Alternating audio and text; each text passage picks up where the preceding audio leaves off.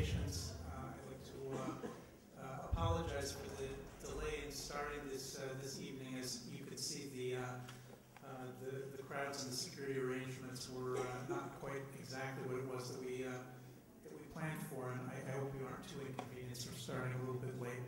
I assume that this evening's talk will make up for the wait to make it worthwhile. My name is Yoram Chazoni. I'm from the Shalem Center. I won't speak. I was planning on telling you a little bit about it, but just because we're starting late, I think I'll skip it. It's worth knowing about. The one thing I would like to say about Shalem, since it's germane, is that in addition to our research activities, or research institute, I think many of you know that we have a press, Shalem Press, which is last week published Steven Pinker's The Language Instinct in Hebrew. Professor Pinker is going to be speaking about his new book this evening, The Better Angels of Our Natures, Why Violence Has Declined. But I would like to emphasize that this particular book, The Language Instinct, I think is something that had a tremendous impact on me personally, on many, many people over the years. It's usually described as a popularization of Chomsky's theories, but it's actually much, much more than that.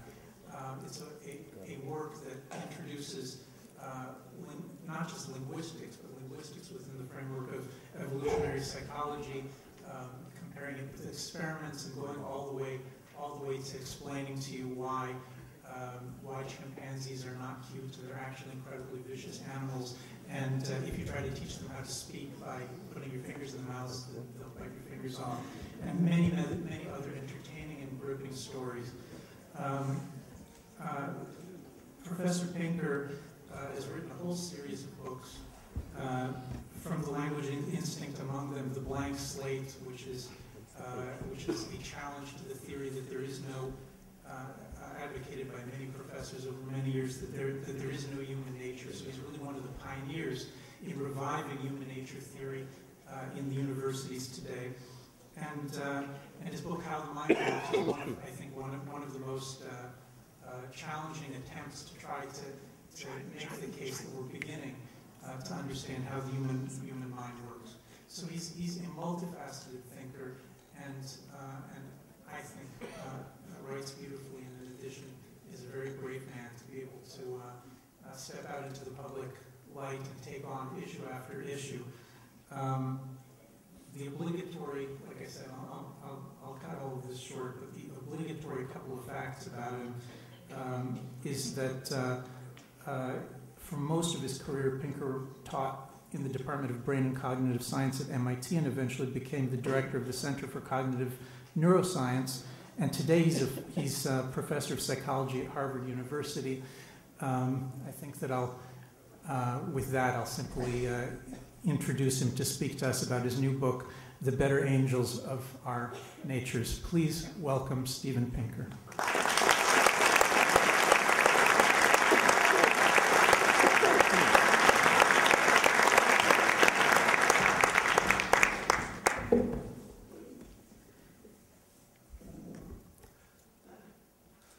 Believe it or not, and I know most people do not, violence has been in decline for long stretches of time, and we may be living in the most peaceful era of our species' existence.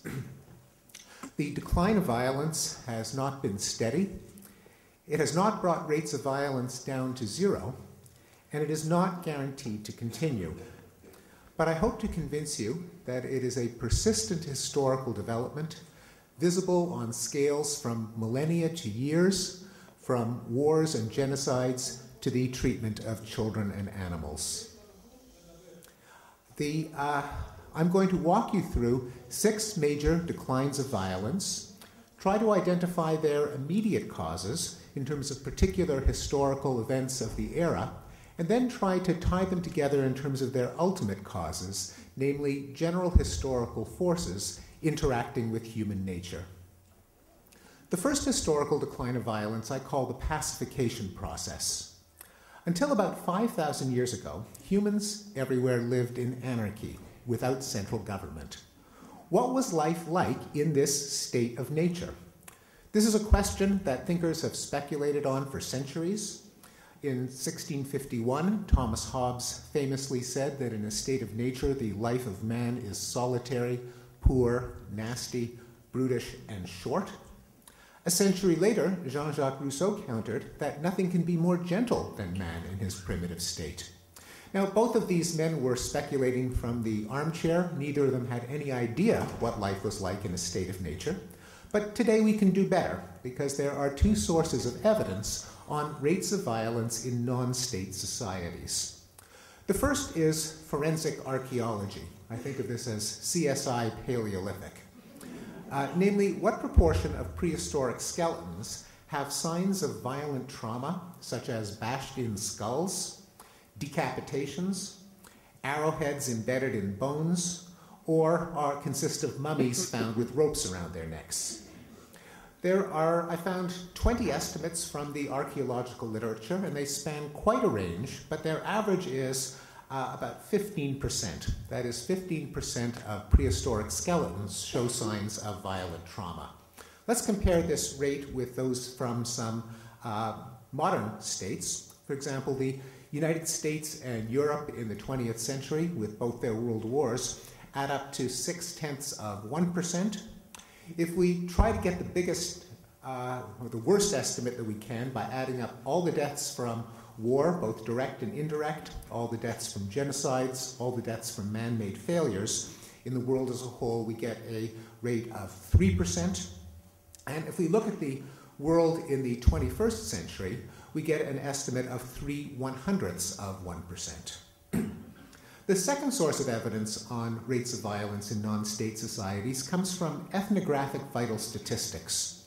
The expansion of states that spread out over 6 or so cradles of civilization several thousand years ago left a few pockets of the world still in a state of anarchy, namely the various tribal and hunter-gatherer and hunter-horticultural societies that have survived into the recent present. And anthropologists have tallied the various causes of death in those societies.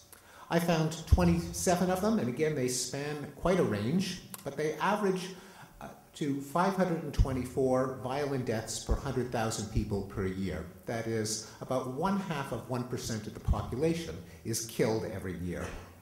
Again, let's compare that to figures for some states, and I will stack the deck against states by picking some of the most violent states in their most violent periods, such as Germany in the 20th century, 2 world wars, which comes in at a rate of 144 per 100,000 per year.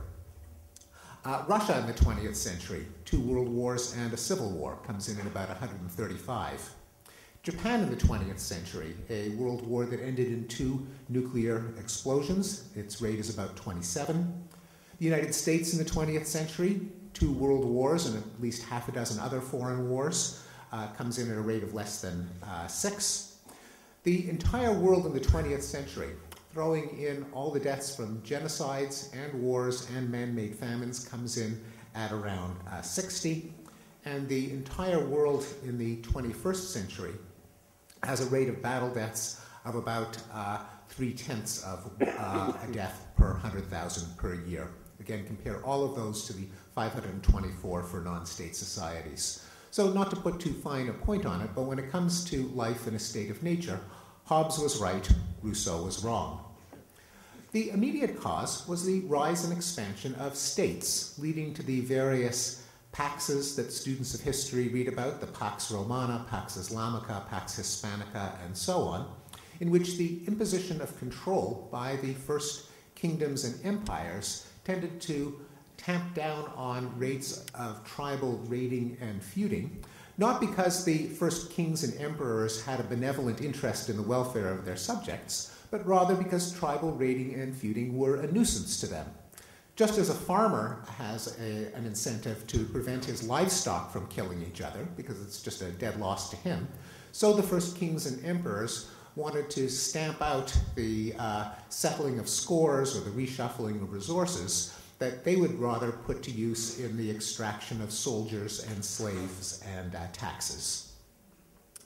Now, the second historical decline of violence has been called the civilizing process. It turns out that in many parts of Europe, homicide statistics go back many centuries. And in The Better Angels of Our Nature, I have reproduced a number of plots from historical criminologists. This evening, I don't have the use of a projector, so I can't show you these graphs, so I will draw them in the air. And you're going to see me for the rest of the talk going like this a lot.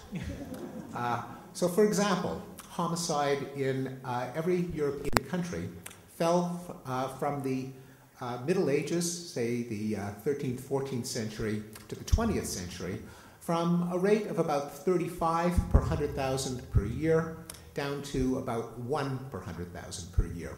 That's right, a decline by a factor of 35. And that is on top of the decline by a factor of about 5 from pre-state societies, which I call the pacification process. The immediate cause was hypothesized by the German Jewish sociologist Norbert Elias in his book, The Civilizing Process, for which I took the name for this transition. Elias argued that in the transition from the Middle Ages to modernity, there was a consolidation of centralized states and kingdoms from the patchwork of duchies and baronies and principalities that had covered Europe. With it, criminal justice was nationalized, and the constant feuding of the knights, who today we would call warlords, was replaced by a centralized king's justice. Also during this transition, there was a growing infrastructure of commerce, institutions of money and finance that could be recognized within the boundaries of the newly consolidated kingdoms, and technological improvements in transportation, such as better roads and carts and better instruments of timekeeping and power generation. As a result, zero-sum plunder began to give way to positive-sum trade. And that is a point that I will return to later in the talk. The third major transition has been called the humanitarian revolution, and it refers to some of the ways in which the early authorities did keep power within their kingdoms and empires, namely the use of extreme physical punishments such as breaking on the wheel, burning at the stake, hanging someone by his wrists and tearing at his flesh with iron claws, hanging someone upside down by his ankles and then sawing him in half by the crotch down, or impalement through the rectum.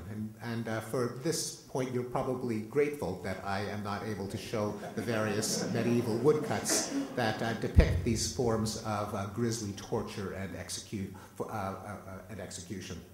However, in a remarkably narrow slice of time, centered in the second half of the 18th century, every major country abolished the use of torture as a form of criminal punishment, including the United States in its famous prohibition of cruel and unusual punishment in the Eighth Amendment to the Constitution. Also abolished during this period was the profligate use of the death penalty for non-lethal crimes.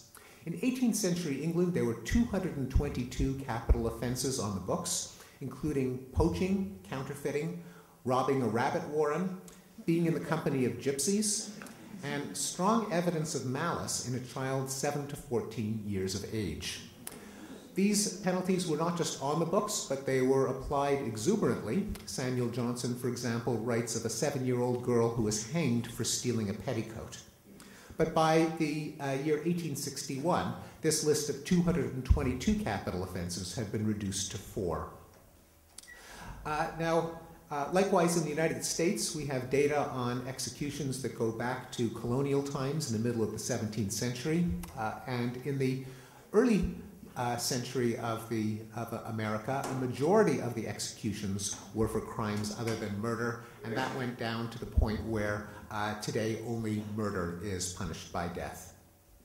The death penalty itself, of course, has been abolished in every Western democracy other than the United States, though most of these abolitions were concentrated in the 20th century, well before capital punishment was stricken from the law books, European countries had lost their taste for applying it. And the number of countries that actually practiced execution began a descent starting in the 18th century.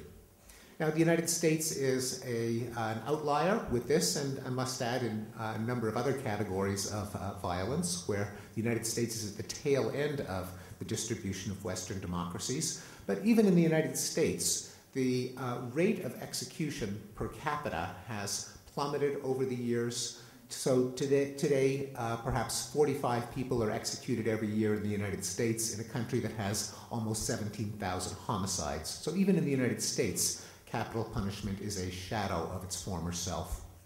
Also abolished around the time of the Humanitarian Revolution were witch hunts, religious persecution, such as burning heretics, dueling, blood sports, debtors' prisons, and perhaps most famously of all, slavery. Slavery used to be legal everywhere on earth. All of the ancient civilizations practiced it. The ancient Greeks had no problem with it. The Hebrew Bible had no problem with it. But starting in the 18th century, the first few countries started to abolish it, setting off a wave that culminated in the 1962, when Saudi Arabia and Yemen finally got around to abolishing slavery, and 1980, when Mauritania became the last country on earth to have abolished slavery. The result, nonetheless, is that for the first time in human history, over the past few decades, slavery is not legal anywhere on earth. What were the immediate causes of the Humanitarian Revolution? One might guess that it was an increase in affluence. Perhaps as your own life becomes longer and more pleasant and healthier, you put a higher value on your own life and, by extension, on the lives of others. The problem is that the timing doesn't work out.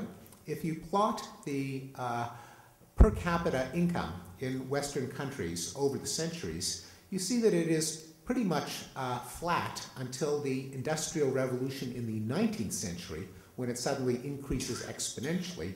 But all of these reforms first gained momentum a century earlier in the 18th century. A better hypothesis, I think, is the rise of printing and literacy. Book production was the only technology that underwent a substantial increase in productivity before the Industrial Revolution. There was an early application of Moore's Law, and efficiency in book production increased steadily from 1500 to 1700. This technology was put into practice, and there was an exponentially increasing number of books published in Europe prior to the 18th century, and there were more people who could read them. It was during the 18th century that for the first time in history, a majority of Englishmen were literate. Why should literacy matter?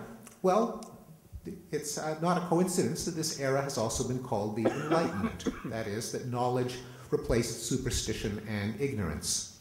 And if through the dissemination of knowledge, people become disabused of notions such as that Jews poison wells, that heretics go to hell, that crop failures are caused by witches, that children are possessed by the devil, which they have to have beaten out of them, that Africans are brutish and only fit for slaves, and so on, then that will undermine many rationales for institutionalized violence. As Voltaire said, those who can make you believe absurdities can make you commit atrocities. Also, literacy is a technology of cosmopolitanism, of the mixing of ideas and people. And it is plausible that as people start to read more, they consume more history, more journalism, even more fiction. They try to inhabit people's minds. They try to imagine what it's like to be someone else. And plausibly, that could decrease the tendency to dehumanize others and increase empathy and decrease cruelty. Perhaps if you're in the habit of imagining what it's like to be someone else, you'll take less pleasure in watching them being disemboweled. The fourth historical decline of violence has been called the Long Peace, and it is relevant to the frequently made claim that the 20th century was the most violent in history. But there are a couple of problems with that claim. The first is that no one who ever makes it cites data from any century other than the 20th, and it's not clear that it's true. For example, the 19th century, which is often held up as a period of relative peace, and indeed, in Europe, there were several blocks of a few decades of peace in which there was a lack of major war. On the other hand, if you step back and you look at the century as a whole, and you look at the world as a whole, it's not so clear that the 19th century was all that peaceful. It began with the Napoleonic Wars with 4 million deaths, one of the worst wars in European history. In China, it witnessed the Taiping Rebellion, the most destructive civil war in history with 20 million deaths.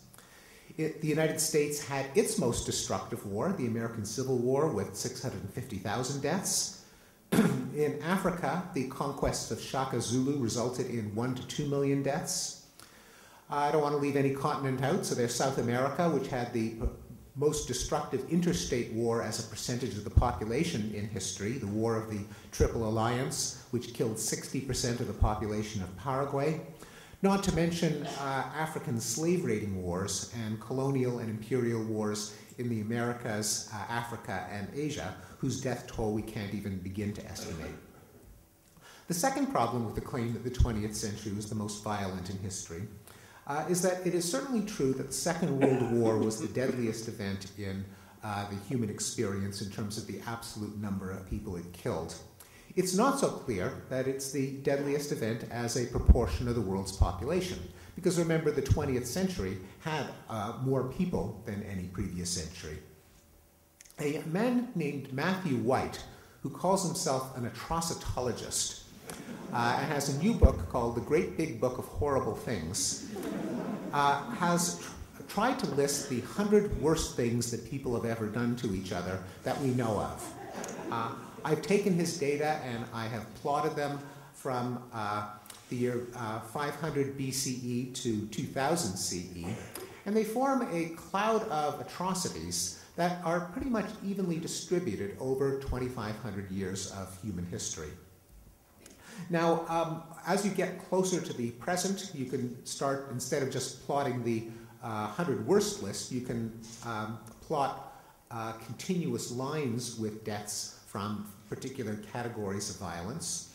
And one category where we do have decent data are wars involving great powers. These are the half a dozen or so 800-pound gorillas of the day, the countries that can project military force beyond their own boundaries.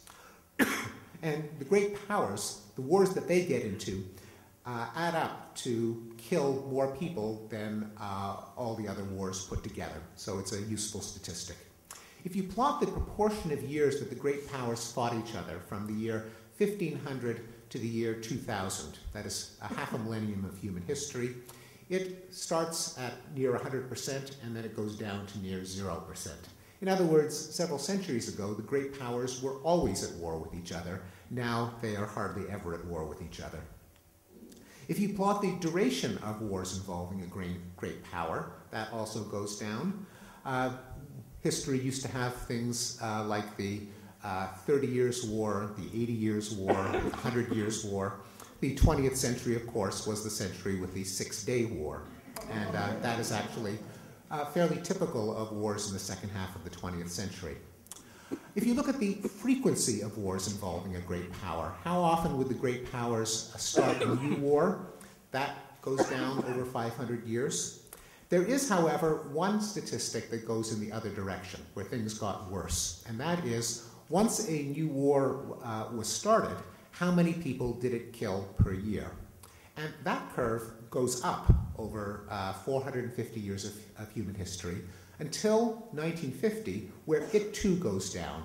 And so the second half of the 20th century was the first century, the first period of time in which the frequency and the duration and the deadliness of wars all fell in tandem. So if you look at all of the 25-year periods from 1500 to 2000, it's the most recent two that representing the second half of the 20th century that have the lowest total rate of death from wars involving a great power. When you get to the 20th century, the data become more precise still, and you can then plot just that century.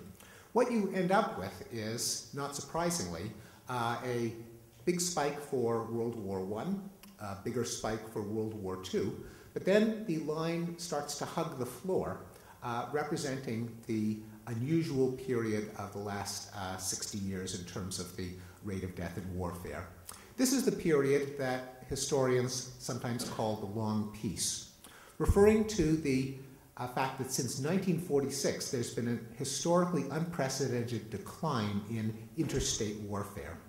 There were no direct wars between the two greatest powers of them all, the United States and the Soviet Union, contrary to all predictions that World War III was inevitable. No nuclear weapon has been used since Nagasaki, again contrary to every expert prediction. There have been no wars between the great powers since the end of the Korean War in 1953. There have been no wars between Western European countries since 1946, a fact that almost seems boring and banal, like, well, of course, no one would ever expect, say, France and Germany to fight a war. But needless to say, this is a very unusual state of affairs. Prior to 1945, Western European countries started 2 new wars a year for 600 years. As of 1945, that went to 0. And there have been no wars between developed countries. If you look at the 45 countries with the highest GDP per capita, no 2 of them have gone to war with each other since 1946. Again, a fact we almost take for granted. Oh yeah, wars are things that involve at least one country from the developing world, but that too is an unusual state of affairs in history. Well, now what about the rest of the world? I've talked about the great powers, I've talked about Western Europe, I've talked about rich countries, but what about the world as a whole? If you look at the world as a whole since 1946, you see that there were far fewer interstate wars with a government on each side. However, there was an increase in the number of civil wars, mostly when newly independent states with inept governments fought off guerrilla movements, both sides armed and egged on by the Cold War superpowers. However, even that category of war, the Civil War, reached its peak around 1990, and with the end of the Cold War, the number of civil wars has fallen as well. Now, the crucial question, of course, is not just how many wars have there been, but which wars kill the most people, because it would certainly not be a sign of progress if we simply replaced wars between governments with wars within a country. But in fact, it's interstate wars that kill by far the greatest number of people. You have 2 leviathans chucking artillery shells at each other, bombing each other's cities, having massive tank battles. Those are the ones that really rack up the very high body counts. When you have a bunch of teenagers with AK-47s, they can cause a lot of local misery, but they simply can't rack up the horrific death tolls that the world had become accustomed to in its interstate wars. If you add up all the deaths from all the wars combined since 1946, what you get is a spiky downward trajectory with a peak for around the time of the Korean War, another peak around the time of the Vietnam War, another peak around the time of the Iran-Iraq War. But for the first decade of the 20th century, the line hugs the bottom of the graph, and so that the total rate of death of warfare, as I mentioned earlier in the talk, is less than 1 per 100,000 per year, far less than the rate of homicides in even the safest country on earth. So, hard as it may be to believe, the dream of the 1960s folk singers is in the process of coming true. The world has almost put an end to war. Well, but what about genocide? It's often said that more people died from genocide than war in the 20th century. The 20th century has even been called the age of genocide. Again, though, this is a claim that is made without any mention of the history of genocide prior to the 20th century. There have been a number of histories of genocide, and every one of them disagrees with the claim that the 20th century was unique in its genocides. I'll read to you from the first page by a book called The History of Genocide by Frank Chalk and Kurt Jonassen, which they open their book by saying, genocide has been practiced in all regions of the world and during all periods in history. We know that in ancient times, empires have disappeared and that cities were destroyed. But we do not know what happened to the bulk of the populations involved in these events. Their fate was simply too unimportant. When they were mentioned at all, they were usually lumped together with the herds of oxen, sheep, and other livestock. Looking at the available evidence from antiquity, one might develop a hypothesis that most wars at that time were genocidal in character. What do they have in mind? Well, if you take the events narrated in the Hebrew Bible literally, there were dozens of genocides: the Amalekites, the Amorites, the Canaanites, the Hivites, the Hittites, the Jebusites, the Midianites, the Perizzites, and so on. Every last one of them put to the edge of the sword, often at the direct command of God. Now, I don't believe that these genocides actually happened. On the other hand, they do record a common practice of the era and a common attitude of the era. Namely, there isn't anything particularly wrong with genocide as long as it doesn't happen to you. More historically realistic, though, are the genocides by the Athenians in Melos, by the Romans in Carthage, the Mongol invasions, the Crusades, the European wars of religion, and the colonization of the Americas, Africa, and Australia. Well, granted that genocides took place in prior centuries, what was the trajectory of genocide in the 20th century, the only century for which we have continuous enough data that we can plot a curve? And in particular, do the genocides in Bosnia and Rwanda mean that nothing has changed, that the world has learned nothing since the Holocaust? Well, again, I tell my story in graphs, and I have a plot of the rate of genocide in the world in the 20th century, and there's no question that things got worse up through the 1940s, and there is a kind of a staircase curve that reaches its peak in the 1940s. However, the curve then plummets downward, and for the last 15 years, we've been living in a time, even with the Rwanda genocide, of a historically low rate of deaths across the world in genocide. Well, what were the immediate causes of the long peace and this more recent development that I call the new peace? Well, an early prediction comes from an essay by Immanuel Kant called Perpetual Peace, in which he argued that democracy, trade, and an international community were all pacifying forces. More recently, the political scientists Bruce Russett and John O'Neill have tested Kant's hypotheses quantitatively in a large data set of military disputes, and they found that indeed all three of those factors increased in the second half of the 20th century, and all of them are statistical predictors of peace. So in the second half of the 20th century, the number of democracies has gone up and now by far outnumber the number of autocracies. International trade skyrocketed after the end of the Second World War, and membership in intergovernmental organizations also showed an increase, and all of them predict a lower probability of a military dispute. The sixth historical decline of violence I call the rights revolutions, the decline of the targeting of violence on smaller scales directed against vulnerable segments of the population, such as racial minorities, women, children, homosexuals, and animals. The civil rights movement in the United States put an end to the practice of lynching, in which communities would round up an African American and hang him from a tree or burn him alive, which took place at a rate of about 150 per year in the late 19th century. By 1950, that had gone down to 0. The number of hate crime murders of blacks has gone down since they were first measured. the kind of racist attitudes that resulted in outbreaks of violence, such as, do you believe that black and white children should go to separate schools? Would you move away if a black family moved in next door? Over the last 60 years, those have fallen into the single digits, and they're no longer even asked on opinion polls.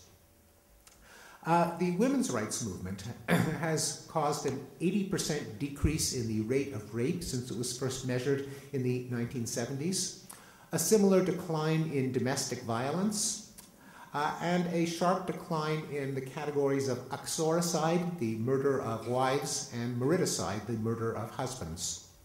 The children's rights revolution has seen a decline in the number of states that allow corporal punishment in schools, such as strapping and paddling. In every Western nation, the approval rate and the practice of spanking or smacking children has gone down. And rates of child abuse, both physical and sexual, have gone down, as has victimization of children by other children in the schoolyard. The gay rights revolution has seen a decrease both within the United States and worldwide in the number of states that have decriminalized homosexuality. There's been a decrease in anti-gay attitudes, such as whether homosexuality is morally wrong, and a decrease in hate crime assaults against gay people. Finally, the animal rights movement has seen a decrease in hunting, an increase in vegetarianism, and a sharp decrease in the number of motion pictures in which animals were harmed. Well, all of this now raises the question of why has violence declined on so many scales of time and magnitude? One possibility that I consider in the book is that human nature has changed, and that our inclinations toward violence have literally been bred out of us and have declined because of Darwinian natural selection. Well, this is possible, but I consider it rather unlikely. For one thing, we still have robust evidence of violence in children. A substantial proportion of 2-year-olds kick, bite, and hit without needing any encouragement. And play fighting among boys is one of the most robust sex differences across human cultures. Grown-up boys take plenty of enjoyment in vicarious violence, and in fact, both sexes spend a considerable amount of their free time and disposable income enjoying such genres of violent entertainment as murder mysteries, Greek tragedies, Shakespearean dramas, video games, and movies starring Mel Gibson. And then there's the question of homicidal fantasies. A number of psychologists have posed the following question to their subjects. Have you ever fantasized about killing someone you don't like? Say a romantic rival or someone who's humiliated you in public. The results are that about 15% of women and a third of men frequently fantasize about killing people they don't like. And more than 60% of women and 75% of men at least occasionally fantasize about killing people they don't like. Well, what does this say about our species? Well, it says that about 40% of women and 25% of men are liars. A more likely possibility is that human nature is extraordinarily complex and that it has always comprised both inclinations toward violence and inclinations that counteract them, what Abraham Lincoln called the better angels of our nature, and it is from him that I took the title of my book. And that historical circumstances have increasingly favored our peaceable inclinations. Well, what are the inner demons that tempt us toward violence? There are a number of them. There's pure exploitation, the harming of a person that just happens to be an obstacle on the path to something that you want, resulting in rape, plunder, conquest, the elimination of rivals, the jailing of critics, and so on. Then there's dominance, the urge among individuals to be alpha male, and the corresponding urge among groups for racial, religious, ethnic, or national supremacy.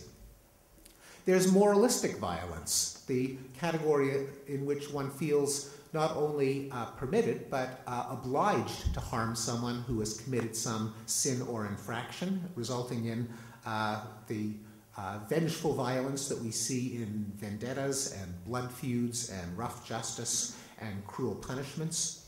And finally, there are ideologies that contribute to violence, not at the level of an individual, but at the level of a society, when a toxic idea proliferates and manages to infect an entire society, as we see in militant religions, in extreme nationalism, in Nazism and communism, which justify violence by a kind of pernicious cost-benefit analysis, by holding out the hope of a utopia, a world that will be infinitely good forever. Well, if you believe that we can attain a world that will be infinitely good forever, then how much violence are you entitled in order to bring that state to Earth? Well, as much as you want, and you're always ahead of the game. As the old Stalinist cliche had it, you can't make an omelet without breaking a few eggs, ignoring the fact that human beings are not eggs.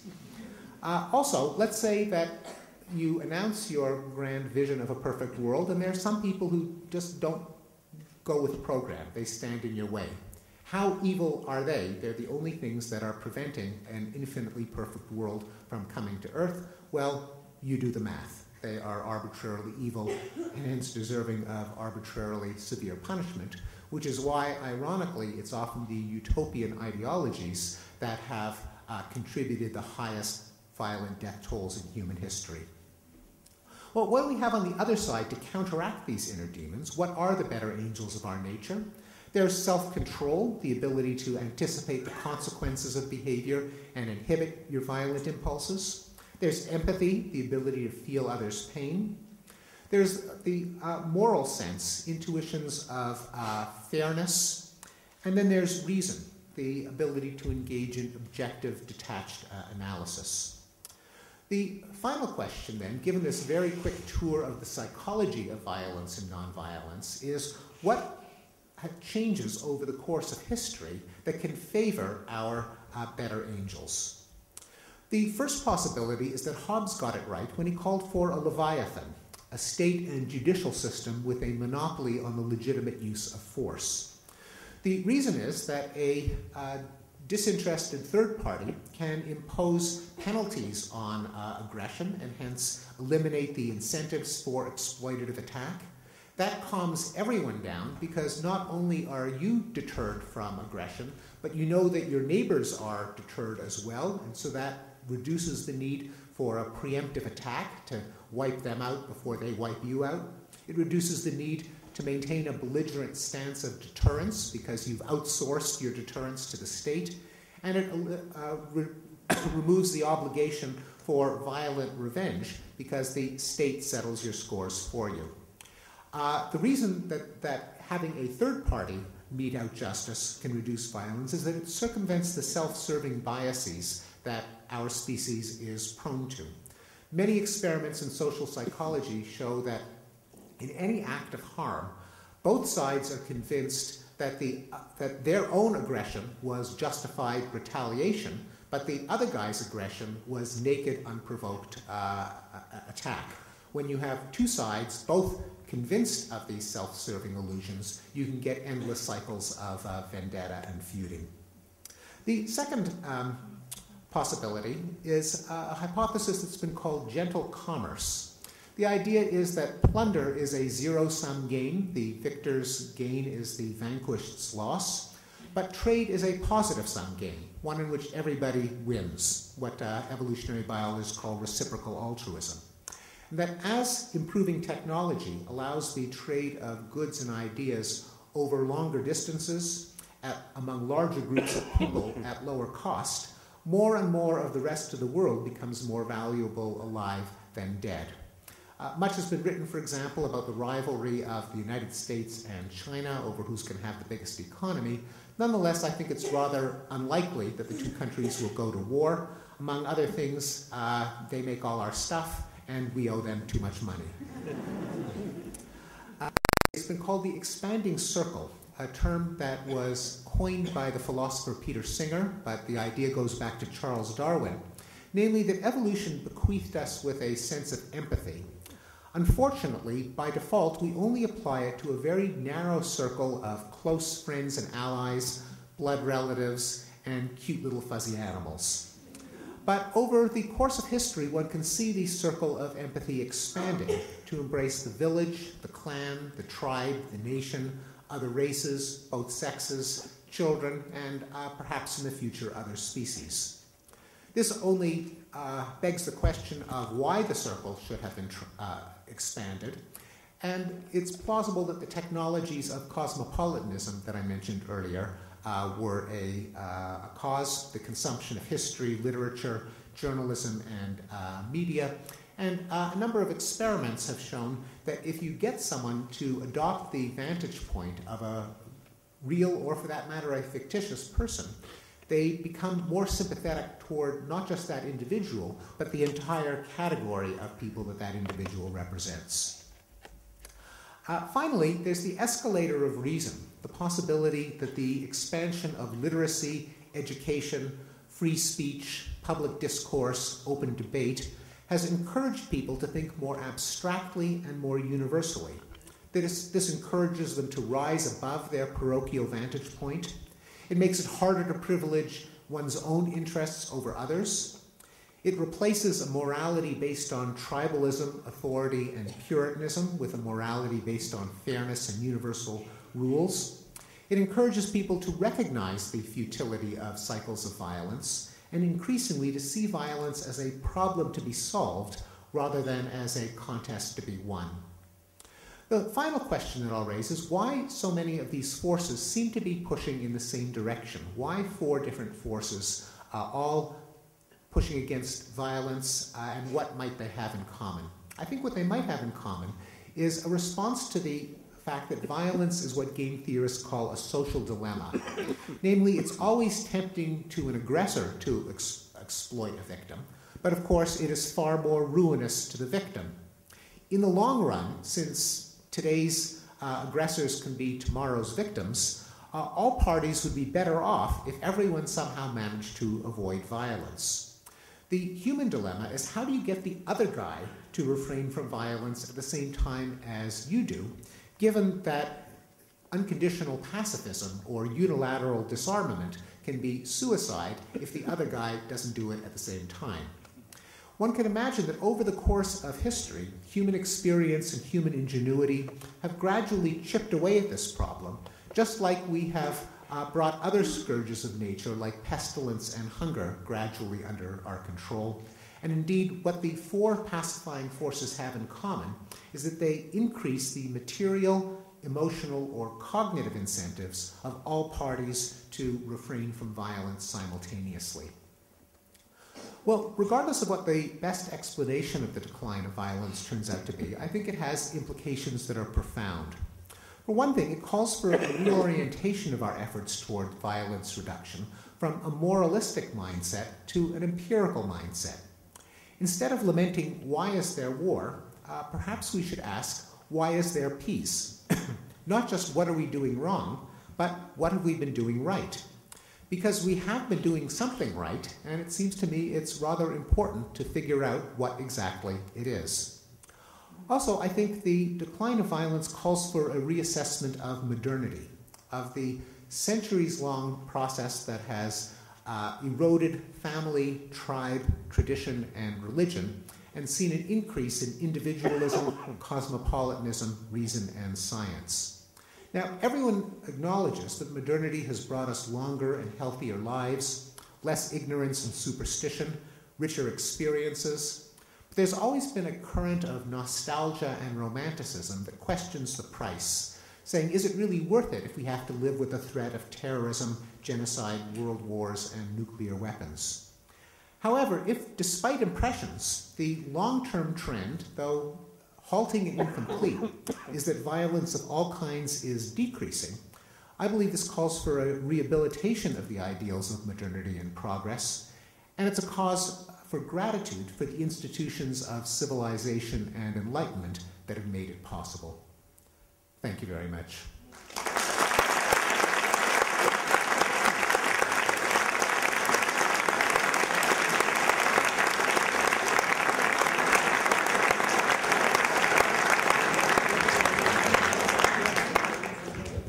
Okay, we're going to take 30 minutes now for questions and discussion. At the end of the 30 minutes, Professor Pinker has agreed to sign books. We have copies both of Better Angels of Our Nature and of the New Hebrew translation of the Language Instinct.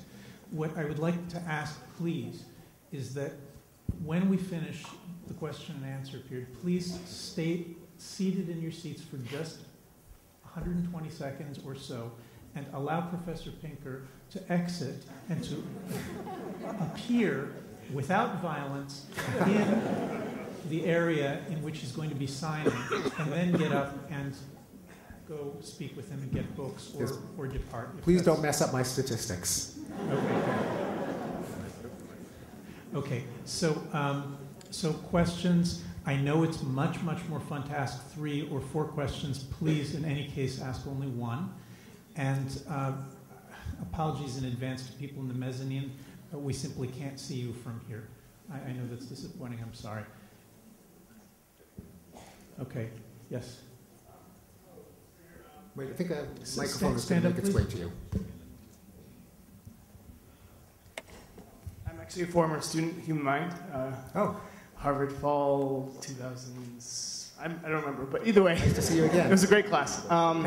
And I think my question is, I think there's an irony, because you mentioned technology as a major element in improving the situation towards nonviolence. But with the Industrial Revolution, there's obviously the ominous threat of cataclysmic climate change results. And if there is a cataclysmic result of this, something that is not particularly any of our fields here, we'd have to ask people what exactly will happen with the climate change. But if there is a cataclysmic result, all these graphs will have a very, very different end. They'll have a very downward slope and a very upward slope of man-made death tolls. And I'm wondering, is there an irony in that? Is there a thought about that? Does that change the calculus in any way? Yeah. Well, I have a discussion in the book of the various scenarios that could cause it all to unravel, and I do talk about climate change. Who knows? I can't predict the future, and anyone who claims that they can is a charlatan, because we just know that projections of violence in the future have been embarrassed over and over again. But to the extent that we can try to predict what would happen based on what has happened, it's not at all clear that climate change will result in a huge outburst of violence, even though people take it for granted that it must. Simply because surprisingly few wars are really fought over dwindling physical resources. If you think to a lot of wars that you can think of, they're fought over ideology, they're fought over conquest, they're fought over fear, they're fought over various kinds of revenge and perfect justice. Statistical studies that try to correlate the climate stress at time 1 with war at time 2 often find zero correlation. And at first you might think that's shocking. How could that possibly be?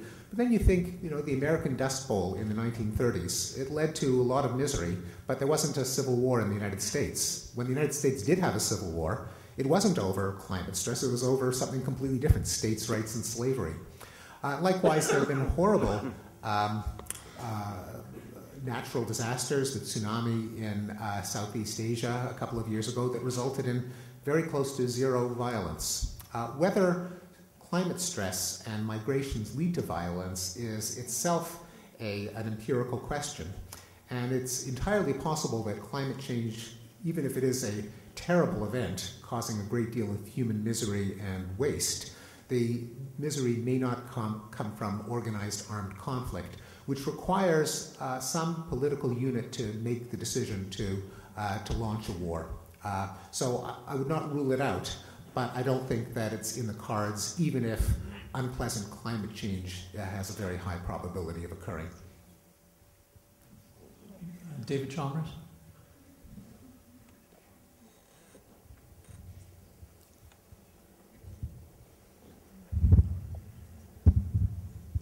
I'm wondering what you think about anthropic explanations of the decline in violence. Roughly, there's a whole bunch of possible worlds. Yes. In some of them, violence increases. In some of them, violence decreases. In the worlds where violence decreases, there's a whole lot more people around than in the ones where violence increases. So statistically, we'd find ourselves more likely to be in one of the worlds where violence decreases. I mean, this is maybe clearest in the case of nuclear war, where when I say, well, why have there been? How come there haven't been any major wars in the second half of really major wars in the second half of the 20th century? Well, in all the worlds where that happened, they went nuclear, and most of the people got wiped out, and we wouldn't be around to talk about it. But maybe even in the earlier eras and earlier cases, it could at least be a partial contributing factor. If it hadn't been for the various declines in violence that you talked about, civilization wouldn't have gotten to the point where people would be around to write books like The Bitter Angels of Our Nature. Yeah, it's an ironic argument, given that one often hears the argument that in speculations on exobiology and so on, that it's futile to look for signs of extraterrestrial life because there's an inevitable progression. First you develop technology, then you develop nuclear weapons, then you exterminate your species. So we would be very lucky if we happened to catch civilizations at that brief moment between being smart enough to develop weapons of mass destruction and the time that they get used. I think too many imponderables. Granted that, so the question is, how lucky have we been, or how unlucky? And the thing is, the argument can go both ways, that we have been extraordinarily lucky, that the only reason we're talking about it is we've miraculously avoided a nuclear war, and maybe we're still not out of the woods, so let's enjoy it while it lasts. On the other hand, you could play out other possible worlds where it's actually rather unlikely that a species would do something as insane as develop nuclear weapons, and that if it wasn't for the particular path that we unluckily were forced along with Hitler, then with the rumors, threats, possibilities that the Nazis would develop nuclear weapons, that led to the imperative to develop them first, and that if we didn't go through that trajectory, nuclear weapons could have been just an interesting theoretical possibility like death rays. So the upshot is it's rather hard to answer that question, and one could even speculate about an alternative enumeration of possible worlds, not one in which every society inevitably will commit suicide, but rather that every society that consists of intelligent life, if we accept the fact that Darwin's theory of natural selection is our only explanation for how organized adaptive complexity can arise. Therefore, since it arises out of competition, you might expect that the vast majority of civilizations with intelligent life will pass through periods with lots of war and bloodshed. On the other hand, if they're smart enough to have developed technologies to communicate with us, they're probably also smart enough to develop things like treaties, United Nations, international communities, advances in norms, and perhaps even that our trajectory might be typical. And therefore, there should be lots of civilizations around that have kind of outgrown war, they couldn't avoid it because that's how they originated, but they finally thought the better of it. And so the universe should be teeming with planets like ours, and so we're actually quite typical in that regard. And I'll just mention one other thing. There's also an assumption, which I challenge in the book, that's very common, that possession of nuclear weapons inevitably leads to the use of nuclear weapons, which inevitably leads to an escalation that will destroy the species. And for a while that looked plausible, up through the 1980s. But all of those assumptions can be questioned, that there are technologies that, such as chemical weapons, which used once, then contrary to all expectations, the genie does get put back into the bottle, and a taboo develops over using them in the battlefield again. Then they eventually even get dismantled, as happened with chemical weapons. And that could happen with nuclear weapons. It could be that first of all, the various brushes with nuclear war, such as 1973 after the Yom Kippur War, the 1962 Cuban Missile Crisis, weren't just sort of an escalator and one more step and we would have been yanked up to oblivion and Armageddon. But the political scientist John Mueller has used a different analogy of a ladder, that every step you climb, you get more and more nervous. and you look for an excuse to get back down, and that it's not a coincidence that the world avoided nuclear war, but rather not that implausible that in reality it turns out the world's leaders didn't want to exterminate the entire species. What a shock. And the fact that the species wasn't exterminated wasn't this amazing coincidence, but maybe it was part of the probabilities all along. Anyway, it's a long answer to a very interesting question.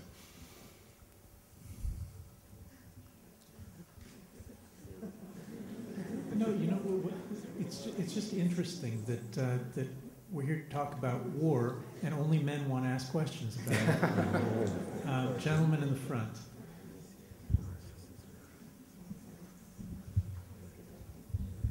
Well, my question is what actually is violence? For example, if we take a criteria, that the ultimate criteria is the well-being of a maximum number in the total population of humans, then are not the differentials in well-being today that exist in the world an example that violence has simply morphed into something which is not direct violence, but indirect violence? Yeah, I get that question a lot, and I think it makes the whole category of violence meaningless. What it does is it just equates violence with anything that we deplore.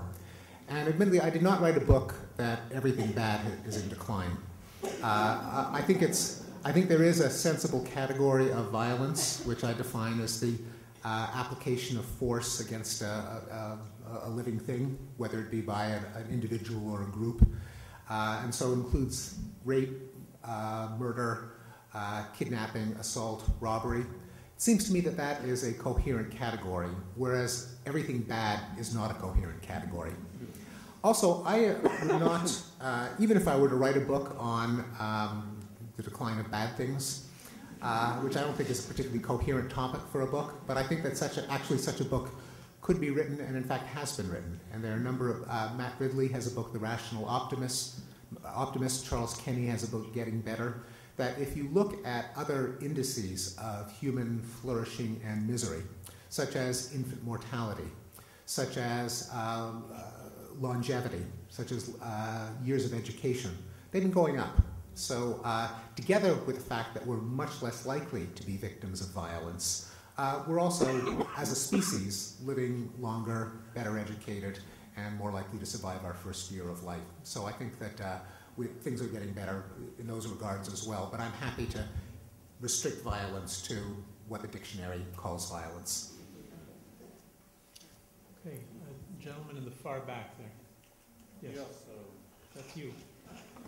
So with regard to the World Wide Web or global telecommunications technology, it seems like on the one hand it creates the greater could you speak into the microphone, please? We just can't. With respect to the World Wide Web and the global communications technology, it seems like it does create greater circles of empathy and cosmopolitanism, as you mentioned, but it also seems to have the other effect, that it creates a myopic dissemination of news, particularly to those people who have what you described as sort of a utopian idealism, or fanaticism might be another word for it. So it seems as though the web has both this double-edged sword, and I was curious how you think that will play itself out in terms of violence. Yeah, it's a good question. The answer of how it'll play itself out is I don't know. And it could, and I think you're right that there could be some very bad things that happen. My guess is that it will probably do more good than harm, and that even the example that's on everyone's lips, of course, is the Arab Spring, and there we don't know whether it will, in the long run, it will lead to good or harm. I don't think anyone knows, but there is something in it that was a surprise to many people. Can say compared to the world of 10 years ago, would anyone have predicted there would have been an uprising that so far has been less violent than anyone would have predicted, at least on the part of the protesters, at least so far, and at least less militant, less Islamist than one would have predicted 10 years ago. And it's not implausible, although, again, with a lot of uncertainty, that the appearance, seemingly out of nowhere, of a kind of quasi, a little bit democratic movement was fostered by cable news networks like Al Jazeera, like the internet, like social networking. That and I talk about the violence in the Islamic world in the book, that by a lot of measures, the Islamic world is kind of in a lag in terms of many of these global trends, that rates of cruel punishment, rates of autocracy as opposed to democracy, likelihood of getting involved in wars, support of terrorism, are all quantitatively higher in the Islamic world than in the rest of the world. By the way, much of which doesn't consist of the Islamic world getting worse. So if you look at the plot of likelihood of getting involved in a war, for the world as a whole, it goes down. For the Arab world, it's flat.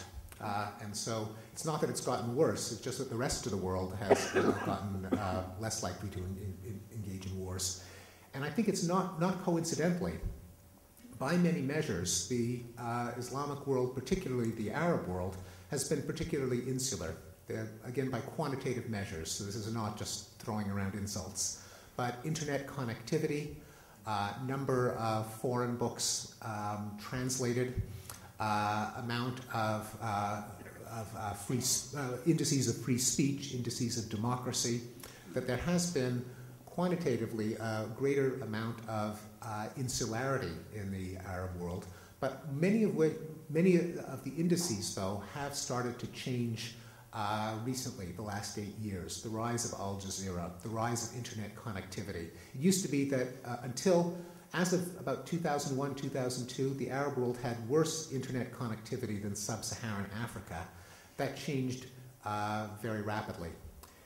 Is it a coincidence that this kind of democracy movement also came out of the blue? It may not be a coincidence. And it's one, although one never wants to be too optimistic about what's going to happen in the Arab world, there is the fact that the world is going to get more connected, the fact that many humanitarian advances of the past that I spoke of today, such as the humanitarian revolution following the spread of literacy in the 18th century, there's at least one scenario in which that's what's going to happen in the world as a whole over the next couple of decades. Again, I'm not going to predict that it is going to happen.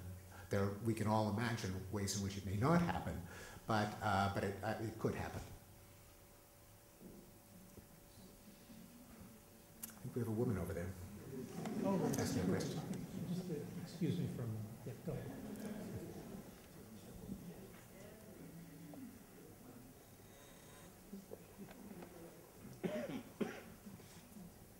So why are we so inclined to think that the world is getting worse? Is it something that maybe is helping us on this upward trend, that we have this fear of constantly the world going to hell in a handbasket? Yes.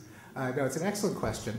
I think there are a number of reasons why we think it's getting worse. One of them is we're much better at knowing about the violence that does take place. And as long as rates of violence don't go down to zero, and as long as, I used to say we could send a helicopter and a camera crew to an outbreak of violence wherever it takes place. Now it doesn't even take that. All it takes is one person with a cell phone, and you could be filming the bloodshed in real time and broadcasting it to the world.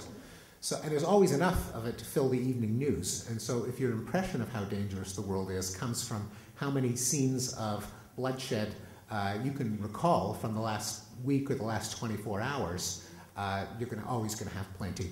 And all the parts of the world that used to be consumed in war and now that are at peace, Angola and Mozambique and Vietnam and Nicaragua, those don't make the news because nothing happens. People just die of Alzheimer's and cancer, and there isn't a camera crew at the bed of all those people dying of Alzheimer's and cancer.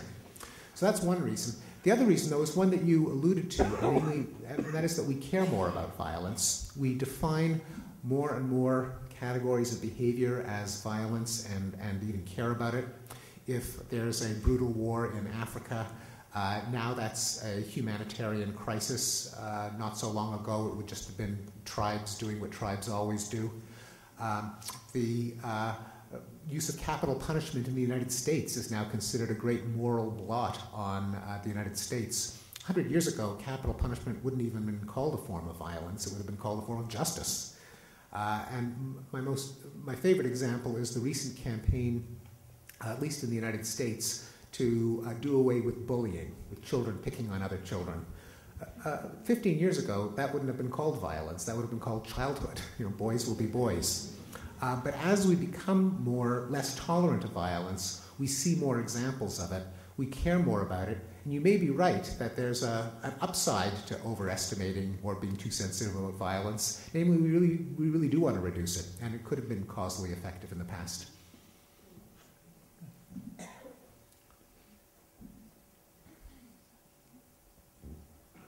Just a Nietzsche question. So, for him, for Nietzsche, violence, the disposition and the practice was connected in a sort of unholy mix with some rather good things like creativity. So I just wondered if, as violence declines, which seems like a good thing, but I just wondered if there's also maybe some losses.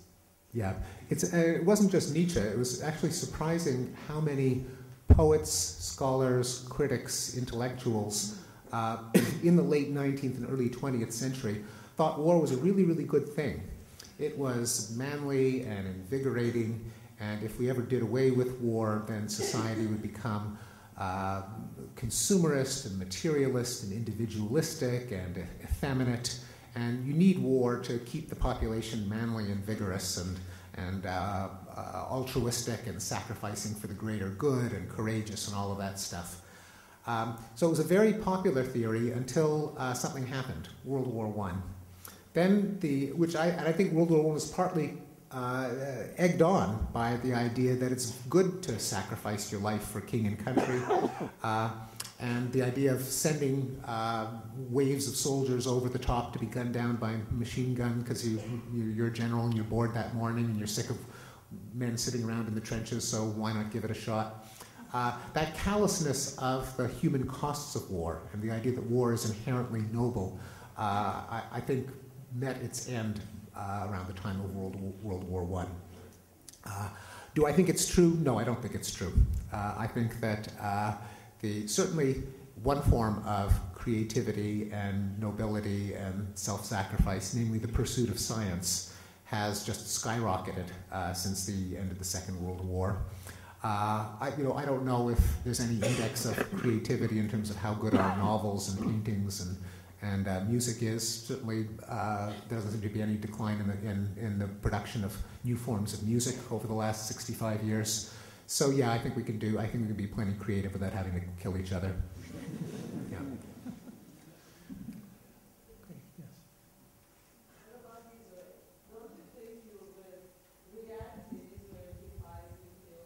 Yeah. What about Israel?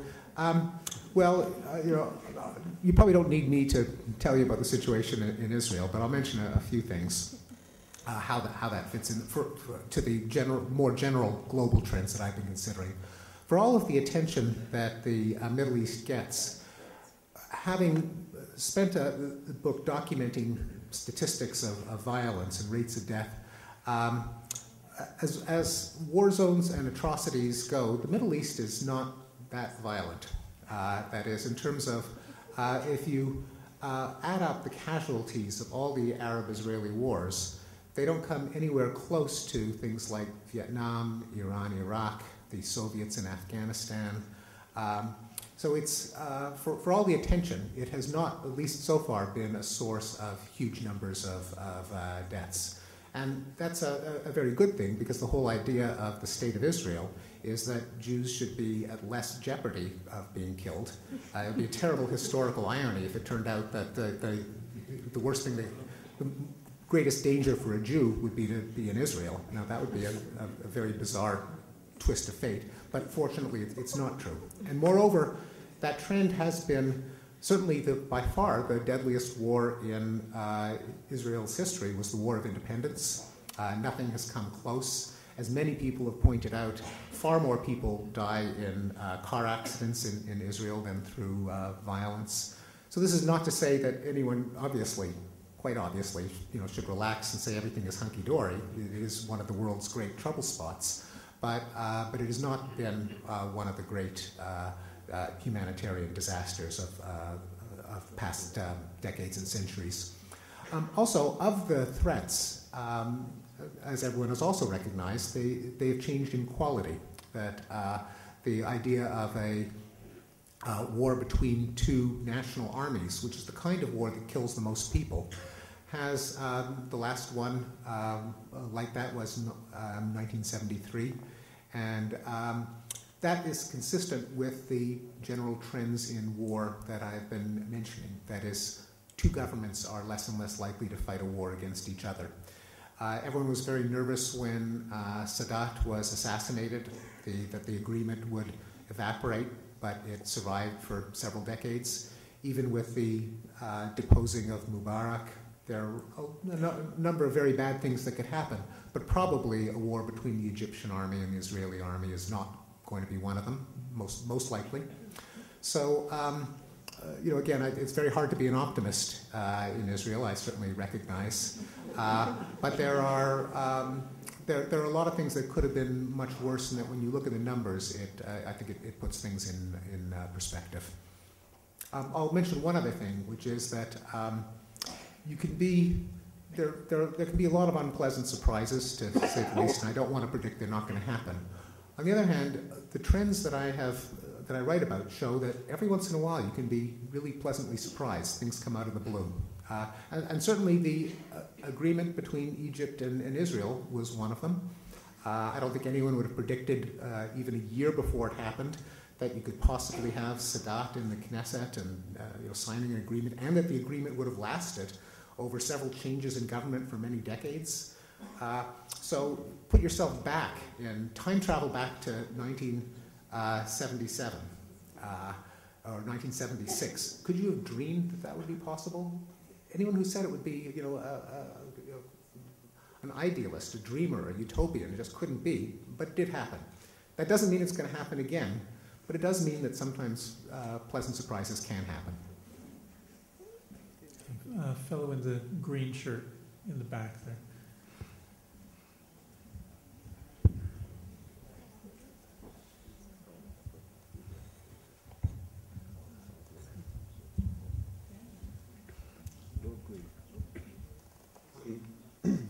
You briefly mentioned the idea of unilateral moves towards pacifism.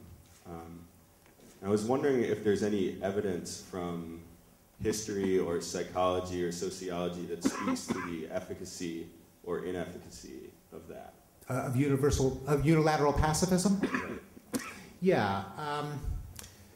There's certainly been, we know that there are times that countries that have been too weak have paid a price. Probably the best example would be Poland and Ukraine and all the countries stuck between Germany and Russia, Soviet Union in the 20th century, or even before the 20th century, where Russia would sweep over them, Germany would sweep over them with huge amounts of bloodshed in each case. And one could say that that's a case where a set of countries that lacked military strength became victimized. On the other hand, there are, if you look at the history of nonviolence, which I guess would be the closest to unilateral pacifism, there have been times in which it has succeeded. And in fact, it might be that, that one of these shifts in history is that nonviolent resistance movements have been more effective in recent decades than they would have been in earlier times in history. Again, I like to rely on numbers, but a recent study, too recent to have appeared in Better Angels, it just came out within the past year, by Erica Chenoweth and Maria Stevens, compared the efficacy of nonviolent resistance movements that sought regime change with violent ones. And the numbers are interesting. About 3/4 of, and this is since 1945, so again, it doesn't apply to those earlier periods necessarily, but about 3/4 of nonviolent resistance movements succeed. About 1/4 of violent resistance movements succeed. So this is a case in which I believe you can't do history without thinking of numbers and probabilities, because if you simply rack your mind for examples, you can think of examples on both sides. You might say, well, it doesn't make a difference, or you might think of the nonviolent resistance movements that have failed and concluded, hey, nonviolence doesn't work. But the numbers say that even though nonviolence is not a guarantee of success, it's 3 times more effective than violent resistance movements. And there's even a reason for that, which is that nonviolent movements have a number of tactical advantages. One of them is that they attract a larger proportion of the population. Women are more likely to join them, elderly people, a whole cross-section, instead of just 25-year-old men. Another is that third parties, both in other countries and people who are sitting on the fence within a given country, are more likely to join a nonviolent movement than a violent one. And it isn't just through just morality that nonviolence is better in some ultimate moral sense, but practically you never know with a violent movement whether it's going to stop being violent when it gains power, and that can be very scary. So you don't, and likewise, the government being threatened doesn't know whether, if it accedes to a nonviolent, a violent resistance movement, whether everyone's going to end up in the firing squad. So paradoxically, morality aside, nonviolent resistance movements have some tactical advantages. And in a similar vein, terrorist movements, which are the kind of the ultimate violence generators, because they don't even target other soldiers but other civilians. And this is actually a statistic that may be somewhat reassuring in Israel, that it's surprising how unsuccessful terrorist movements are. I quote a number of, again, statistical surveys of terrorist movements over the last 60 years, and their success rate is 3%. 97% of terrorist movements fail, probably for similar reasons that violent resistance movements fail, namely that the more you target citizens, the more the population unites behind the government in fighting the terrorists, the less likely the terrorists are to get support from a broad base of the population.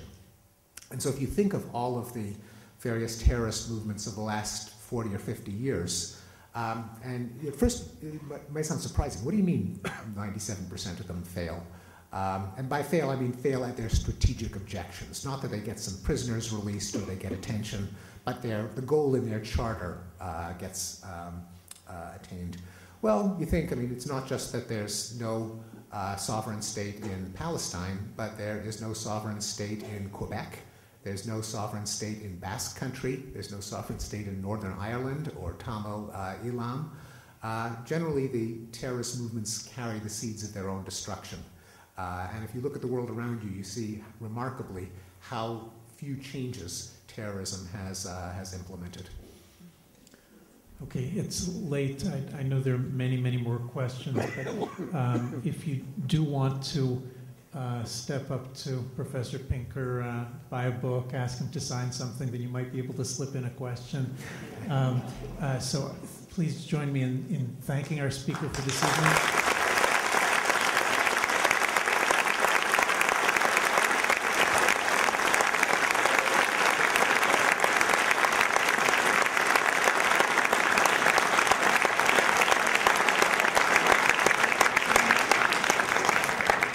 Okay, and just please stay seated for a few seconds to allow him to make his way to the signing place.